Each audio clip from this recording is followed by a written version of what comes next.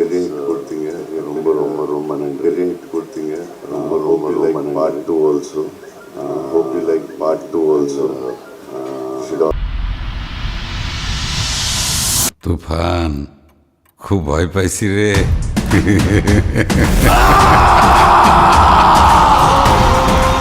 ভাই রে ভাই, সাকিব খানের তুফান সিনেমার টিজার দেখে এবার প্রভাস যে মন্তব্য করলো, বলল সাকিব খান একজন অবশ্যই সুপারস্টার, অনেক বড় মাপের সুপারস্টার।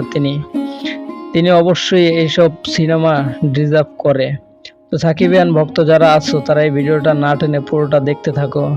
তো ভিউয়ার্স, প্রভাস যে কথা বললো যে সাকিব খানকে নিয়ে যে প্রশংসা প্রভাস করলো, অবশ্যই সাকিব খান এই প্রশংসার যোগ্য। যেহেতু প্রভাস ইন্ডিয়ান খুব বড় একটা সুপারস্টার, সেখানে সাকিব খানকে অনেকেই প্রভাসের সাথে তুলনা করতেছে। তো আমার হিসাবে প্রভাস এবং সাকিব খানকে কখনোই তুলনা করা উচিত না।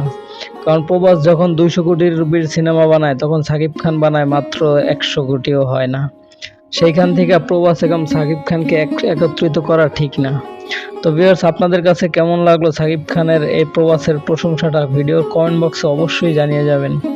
আপনাদের কাছে কি মনে হয় যে তুফান সিনেমা কি ব্লকবাস্টার হবে নাকি ফ্লপ হবে, সেটাও কমেন্ট বক্সে জানিয়ে যাবেন। আমার চ্যানেল নতুন হলে চ্যানেলটি অবশ্যই সাবস্ক্রাইব করে দিবেন। আজকের মতো এখানেই, আসসালামু আলাইকুম।